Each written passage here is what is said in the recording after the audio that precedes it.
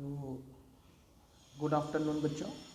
एक बार फिर class 9th के लिए मैं फिर से उसी एसएसटी के क्रम को आगे बढ़ाते हुए, जैसा कि आपका चैप्टर्स कंप्लीट करा रहा था और बात कर रहा था आपके ज्योग्राफी के चैप्टर नंबर 2 की, जिसका नाम था the physical features of India.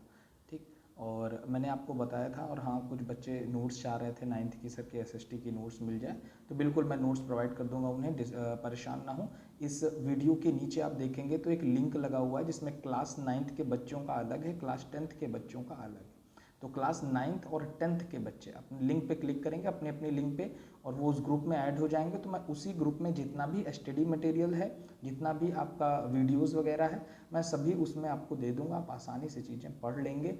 अच्छा चैप्टर है, आपको मज़ा आएगा पढ़ने में, फिजिकल फीचर्स ऑफ इंडिया, क्योंकि ये उसके बारे में बताता है जिसके बारे में अभी तक आप सुन रहे थे। हिमालय माउंटेन आप सुन रहे थे उसके बारे में, पर आपको कुछ पता नहीं था उसके बारे में, तो ये चैप्टर आपको उसी के बारे में बताता है।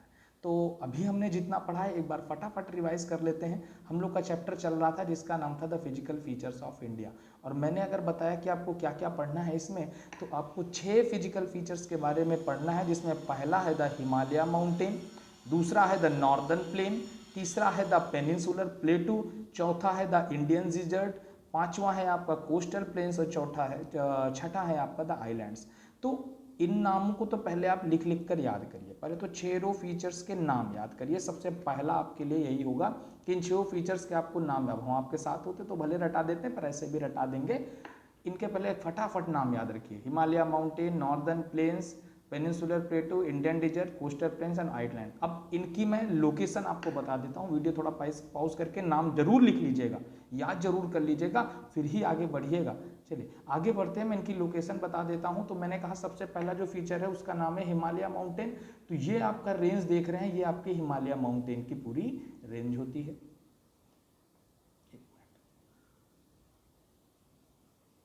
ये आपकी जो रेंज पूरी फैली हुई है, ये पूरी यहाँ से लेकर यहाँ तक, ये पूरी आपकी हिमालय माउंटेन की रेंज होती है। दूसरे नंबर पर मैंने आपको नॉर्दर्न प्लेन्स बताया, तीसरे नंबर पे मैं आपको बताया पेनिनसुलर प्लेटू, चौथे नंबर पे द इंडियन डिजर्ट, पांचवें नंबर पे आपका कोस्टल प्लेन्स, और छठे नंबर पे द आइलैंड्स। तो ये आपकी प्रॉपर लोकेशन हो गई कि कौन सा आपका फिजिकल फीचर कहाँ पर सिचुएटेड है। ठीक है, तो और हम कल स्टार्ट किए थे, और स्टार्ट में सबसे पहली बात कर रहे थे हिमालय माउंटेन की। तो एक बार रिवाइज कर लेते हैं जो जो पढ़ा है हिमालय माउंटेन के बारे में। देखिए ये है आपका हिमालय माउंटेन, और मैंने कहा अगर आपको हिमालय माउंटेन के बारे में जानना है तो सबसे पहली चीज़ आपको जानना होगा कि ये कैसा माउंटेन है। तो पहला पॉइंट आपका बताया था कि Himalaya mountain is a young and fold mountain. तो पहला पॉइंट आपको यही दिमाग में रखना है, यंग एंड, तो पहला पॉइंट आपको यही दिमाग में रखना है, it is a young and fold mountain. ठीक है, बार बार बढ़ता रहता है, इसीलिए यंग एंड फोल्ड माउंटेन के रूप में जाना जाता है। दूसरा मैंने बताया कि ये जो माउंटेन्स है ये 2 रिवर्स के बीच में है। एक रिवर है आपकी, क्या हो रहा है,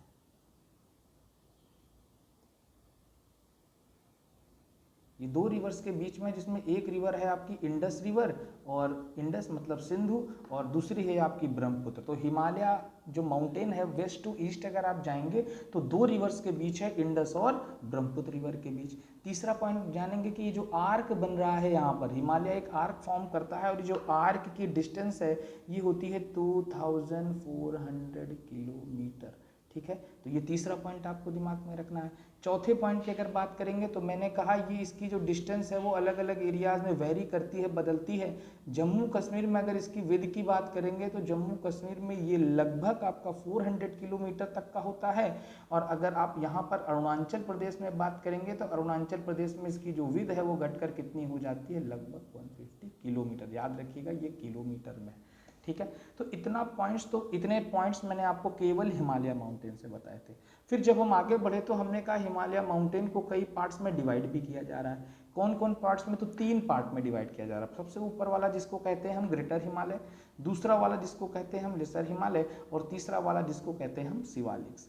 ग्रेटर हिमालय को मैंने कहा एक और नाम से जाना जाता है जिसे हम हिमाद्री के नाम से भी जानते हैं।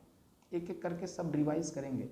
उसके बाद लेसर हिमालय को हम हिमाचल के नाम से जानते हैं, और तीसरा शिवालिक्स को हम शिवालिक्स रेंजेस के नाम से भी जानते हैं। तो शिवालिक्स में शिवालिक्स ही रहेगा।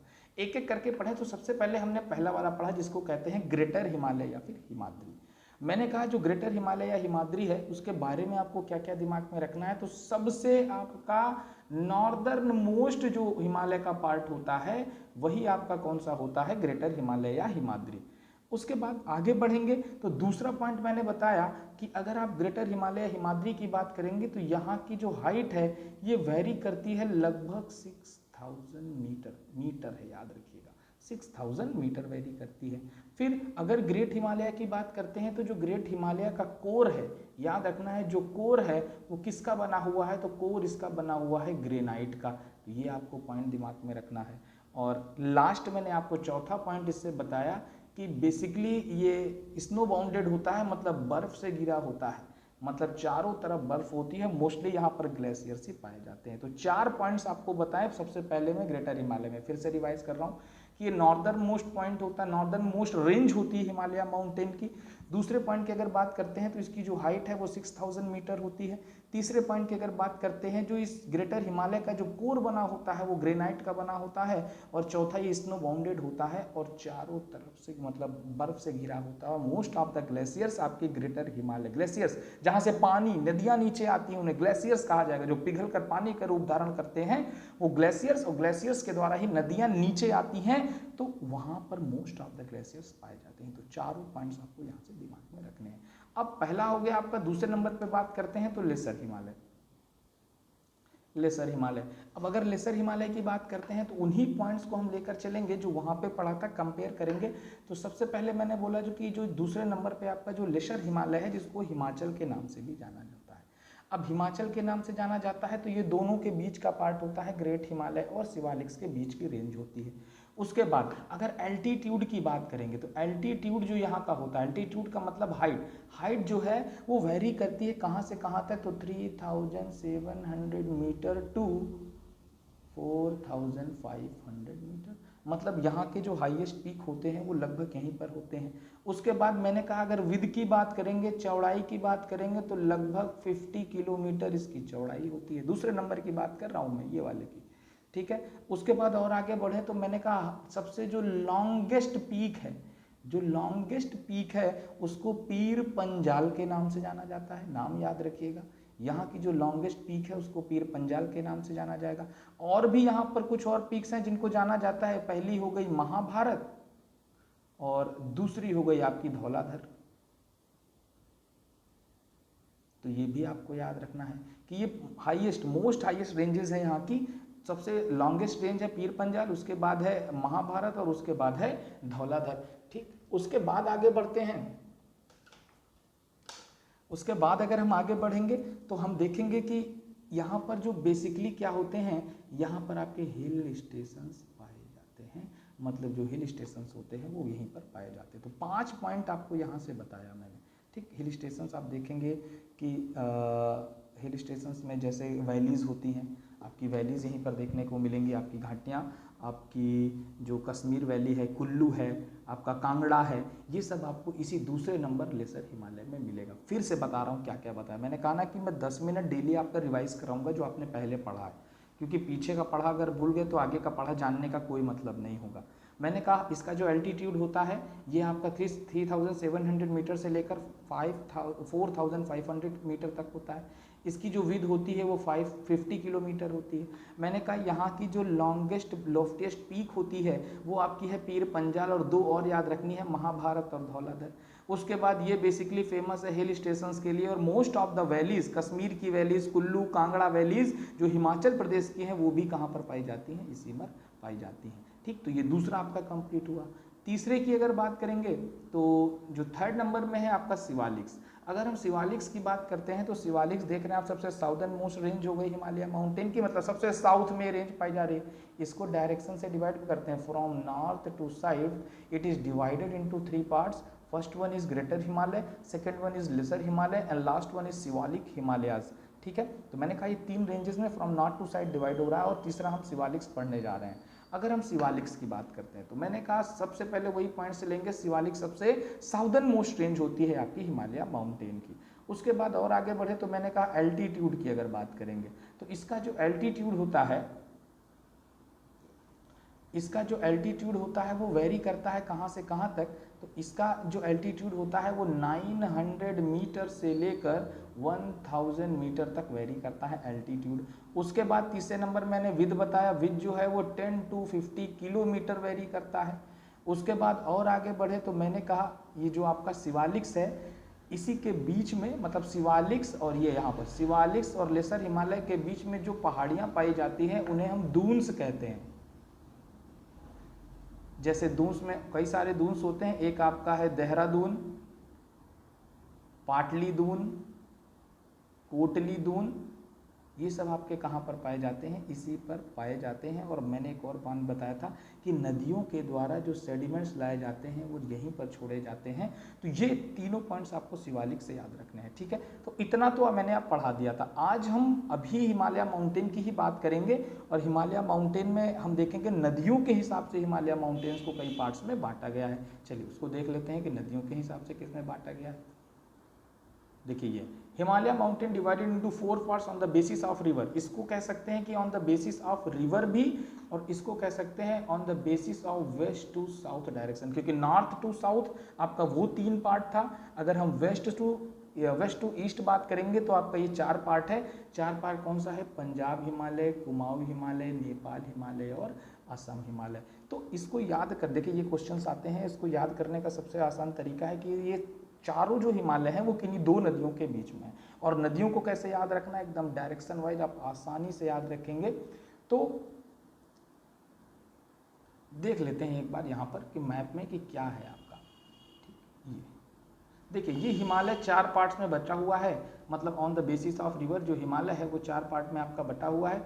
यहाँ से लेकर यहाँ तक आपका हो गया पंजाब हिमालय, ठीक। उसके बाद ये यहाँ से लेकर यहाँ तक हो गया आपका कुमाऊं हिमालय, यहाँ से लेकर यहाँ तक हो गया आपका, देखिए नेपाल लगभग जाएगा तो ये हो गया नेपाल हिमालय, और लास्ट वाला हो गया आपका, देखिए 3, पंजाब हिमालय, कुमाऊं हिमालय, नेपाल हिमालय, और लास्ट वाला हो गया आसाम हिमालय। तो 4 पार्ट में बटा, पहला पंजाब, दूसरा कुमाऊं, तीसरा नेपाल और चौथा आसाम। और ये अलग अलग रिवर्स के बीच में है। तो मगर पंजाब हिमालय की बात करते हैं तो it is between 2 rivers that known as Indus and Sutlej. तो ये इंडस और सतलज के बीचों बीच में है, ठीक। मतलब कहा Punjab Himalaya are situated between Indus river and Sutlej river. उसके बाद दूसरे की बात करेंगे हम कुमाऊं हिमालय की। तो मैंने कहा एक तो रिवर ये हो गई सतलज, दूसरी जो होती है कुमाऊं हिमालय में, तो कुमाऊं हिमालय सतलज और काली नदी के बीच में है, याद रखिएगा सतलज और काली रिवर के बीच में पड़ता है।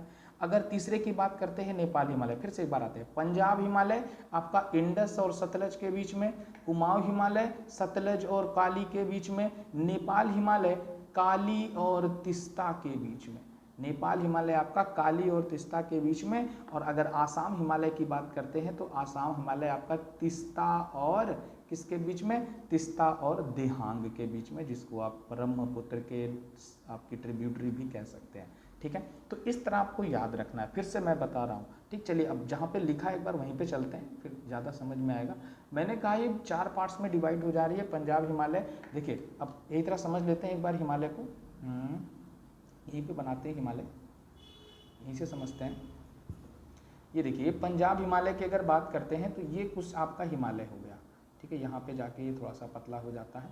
तो पंजाब हिमालय की अगर बात करते हैं on the basis of river, तो 4 पार्ट में डिवाइड है। याद करने के लिए मैं आपको बता रहा हूँ। पहला हो गया पंजाब हिमालय, दूसरा हो गया कुमाऊं हिमालय, तीसरा हो गया नेपाल हिमालय, और चौथा हो गया आपका आसाम हिमालय। अब मैंने कहा अगर पंजाब हिमालय की बात करते हैं तो इंडस और सतलज के बीच में, देखिए लिखा है बिटवीन इंडस एंड सतलुज। अगर आप कुमाऊं हिमालय की बात करते हैं तो सतलुज तो है ही है, सतलुज एंड काली रिवर, तो Kali river between Sutlej and Kali river. Nepal Himalaya की बात करते हैं तो काली तो इधर है ही है, उसके बाद between Kali and Teesta river, और असम हिमालय तिस्ता इधर ही है, तो लास्ट में आपका कौन सी, देहांग रिवर के किनारे है, ठीक है। तो इतना आपको याद रखना है हिमालय के बारे में। अब थोड़ा सा और आगे बढ़ते हैं, कुछ नोट पॉइंट्स हैं आपके, देखेंगे beyond the Dihang the Himalaya bend sharply to the south and spread along the eastern boundary of the India. देख लेते हैं कहना क्या चाह रहा है। कह रहा है कि अगर देहांग के आगे की बात करते हैं, मतलब कुछ अगर ऐसे बात कर रहे हैं तो ये आपका जा रहा है और यहाँ आपकी देहांग आ जा रही है। तो अगर देहांग के आगे की बात करते हैं तो थोड़ा सा शार्पली आपका नॉर्थ ईस्ट इलाके में साउथ की तरफ बेंड है। तो इसको जरा देख लेते हैं एक बार कहाँ कैसे बेंड है। ये देखिए यहाँ पे देखिएगा, देखिए ये जो हिमालय है, ये हिमालय का देखेंगे यहाँ पे देहांग है, देहांग के बाद ये शार्पली बेंड है किधर की ओर, आपका नॉर्थ ईस्ट इलाकों की ओर। अब जब ये नॉर्थ ईस्ट इलाकों की ओर बेंड है, मतलब नॉर्थ ईस्ट इलाकों की ओर झुका हुआ है थोड़ा सा, तो वहाँ पर कई सारी आपकी वैलीज पाई जाती हैं। अब उन्हीं वैलीज के नाम आपसे पूछे जाते हैं। देखिए 2-3 नाम तो आपको यहाँ के स्टेट से पता चल जाएंगे, एक नागा हिल्स है, मिजो हिल्स है, पर एक और है पाटकाई। तो पाटकाई हिल्स आपको दिमाग में रखना होता है। चलिए एक बार उसी को पढ़ते हैं और मैं आपको बताता हूँ कि क्या है।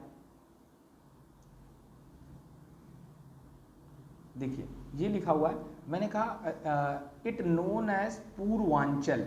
तो जो आपका शार्पली ऐसे बेंड हुआ है, तो देखिए पूर्व में है ना, मैंने आपको डायरेक्शन बताया है, याद रखिएगा, ईस्ट वेस्ट नॉर्थ साउथ, और इसी को तो पूर्व कहते हैं। तो यहाँ पर जो ऐसे बेंड हुआ है उसे पूर्वांचल के नाम से जाना जाता है, या ईस्टर्न हिमालय माउंटेन के नाम से जाना जाता है। The Purvanchal comprises the Naga hills. अब यहाँ पर जो शार्पली बेंड है वहाँ पर कई सारी हिल्स पाई जाती है। नागालैंड है, आपने सुना होगा, तो नागा हिल्स हुई, ठीक है। दूसरा मणिपुर है तो मणिपुर हिल्स हो गई, मणिपुर हिल्स हो गई।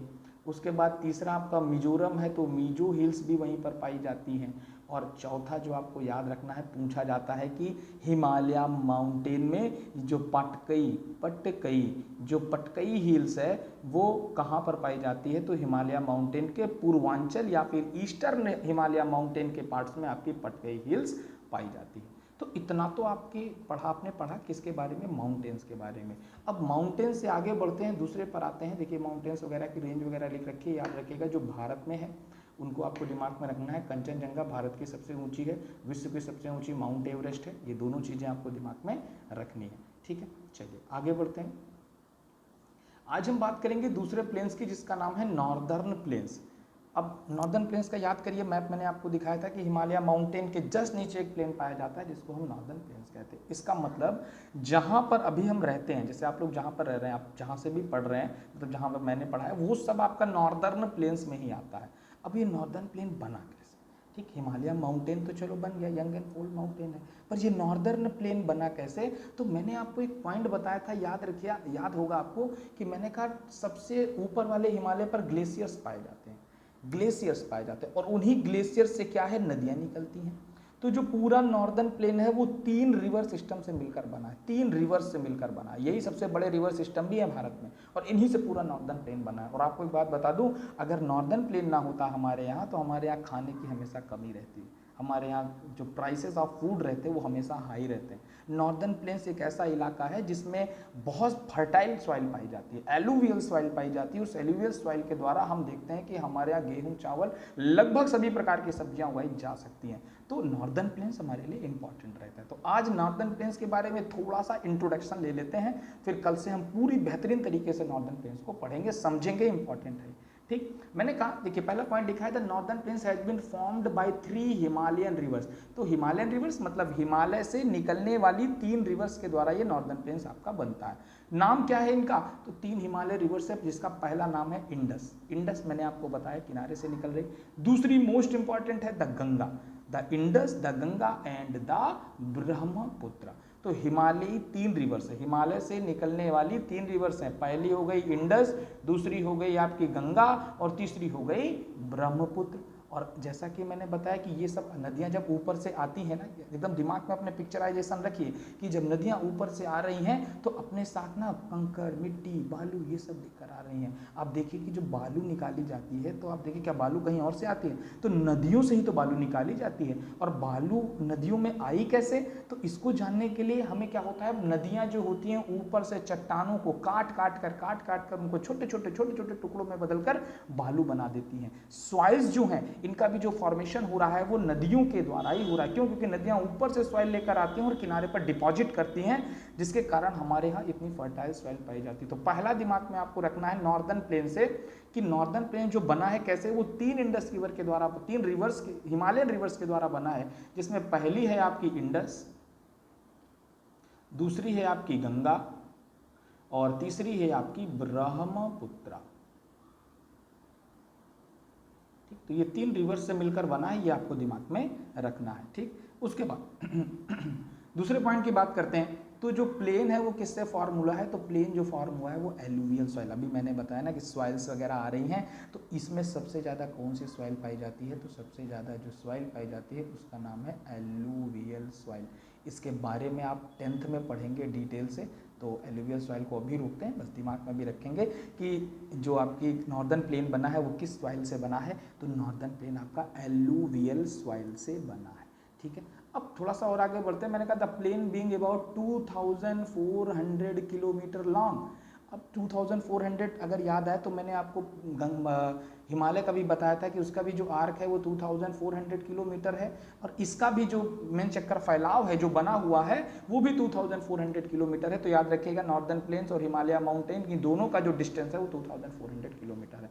एंड चौड़ा कितना है? तो चौड़ाई है आपकी 240 to 320 किलोमीटर, मतलब 240 से आपका 320 किलोमीटर चौड़ा है और लगभग 2400 किलोमीटर लंबा है। और कितने स्क्वायर फीट पर फैला हुआ है? तो ओवर 7 लाख स्क्वायर किलोमीटर पर ये फैला हुआ है। ठीक है, तो यहाँ से 3 पॉइंट है। पहला कि इसकी जो डिस्टेंस कितनी है, कितना फैला, कितना लंबा है, तो अगर डिस्टेंस की बात करेंगे तो इसकी डिस्टेंस है 2400 किलोमीटर फैला हुआ है। उसके बाद दूसरे नंबर पे बात करेंगे इसकी चौड़ाई कितनी है, तो 240 से लेकर 320 किलोमीटर तक इसकी चौड़ाई है। और तीसरा पॉइंट अगर बात करेंगे तो कितना इसका एरिया हो गया, मतलब लंबाई इंटू मतलब लेंथ इंटू ब्रेथ, तो इन दोनों को मल्टीप्लाई कर लेंगे तो आएगा आपका 7 लाख स्क्वायर किलोमीटर। ठीक है, तो ये तीनों पॉइंट आपके यहाँ से एक ही पॉइंट में दिमाग में आपको रखना है। तो ये तो था आपका नॉर्दर्न प्लेन्स। अब नॉर्दर्न प्लेन्स को आगे बांटा भी जा रहा है, एक बार इसकी हम फोटो देख लेते हैं। तो ये देखिए, ये पार्ट आपका नॉर्दर्न प्लेन्स कहलाता है।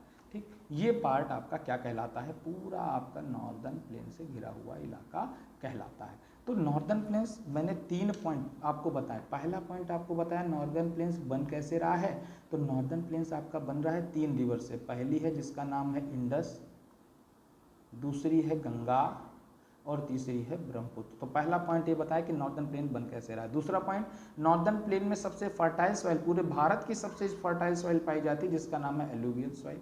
उसके बाद तीसरे पॉइंट में मैंने बताया कि इसकी अगर स्प्रेड देखेंगे कितना फैला हुआ है, तो लेंथ लगभग 2400 किलोमीटर है।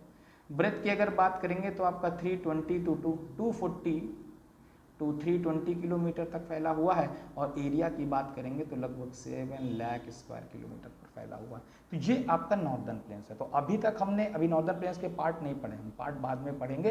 पहले हमने केवल नॉर्दर्न प्लेन्स के बारे में जाना। तो ये हिमालय माउंटेन के नीचे का जो पार्ट है आपका, यही आपका क्या कहलाता है? नॉर्दर्न प्लेन्स कहलाता है। ठीक है, तो आज बस इतना ही। जैसा कि मैंने आपसे कहा है कि मैं लगातार आपको पढ़ाता रहूँगा। तो और वीडियोज़ वगैरह जिनको पीडीएफ वगैरह चाहिए या फिर जिनको मतलब नोट्स वगैरह चाहिए, नोट्स बनाने के लिए, तो वो उसी ग्रुप में आप जुड़िएगा। मैं उस ग्रुप में सभी चीज़ें आपको प्रोवाइड कर दूंगा।